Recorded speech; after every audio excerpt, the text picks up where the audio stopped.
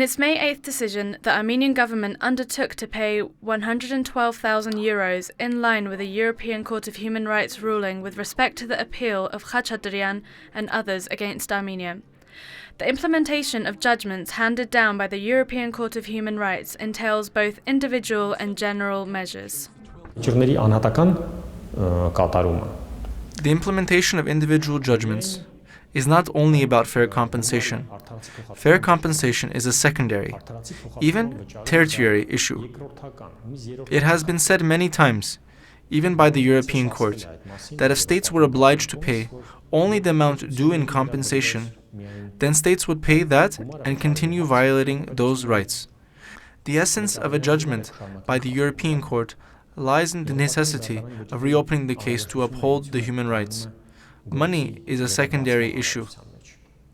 According to a report compiled by the European Court of Human Rights in 2012, the court has received 800 complaints from Armenia. To date, it has passed rulings on 48 of them, of which 16 were in 2012. As a matter of fact, Armenia is not implementing those decisions. If we take one or two cases as examples, they can justify and inventively show that there shouldn't have been a turning point, saying that this is a final court decision and it cannot be discussed or criticized. But when you look at the statistics and sums equal to 0, that means there is no intention to implement the decisions of the European Court. All this time, no one has benefited from a ruling by the European Court, unless that person's goal was not to obtain financial compensation only, but something different.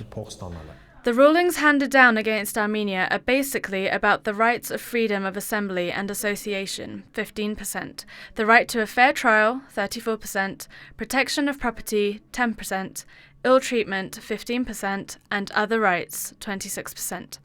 According to the Civil Society Institute, the Armenian government is required to pay €440,000 to Armenian citizens based on these decisions.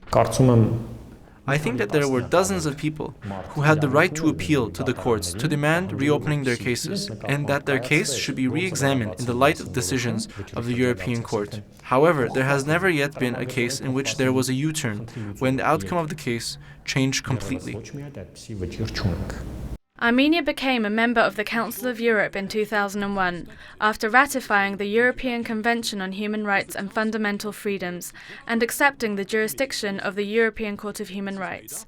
The decisions of the European Court of Human Rights are considered as a source of obligation for Council of Europe member states, and its implementation is of great significance.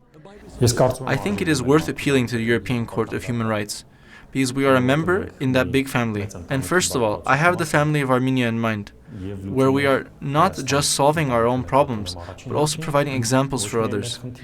Even though European Court of Human Rights rulings are met with resistance and unwillingness to comply in many countries, it still remains the court of final appeal in all European Council member states. To date, the court has ruled on approximately 2,000 appeals.